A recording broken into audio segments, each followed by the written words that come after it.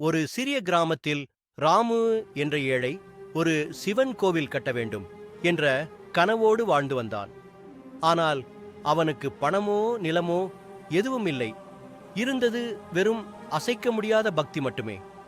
தினமும் அவன் ஒரு ஆலமரத்தடியில் கற்களை அடுக்கி ஒரு சிறிய சந்நிதியை உருவாக்கிக் கொண்டே இருந்தான்.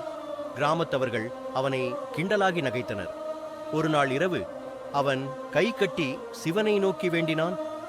ஓம் சிவா, எனக்கு பக்தியை தவிர வேறு எதுவும் இல்லை.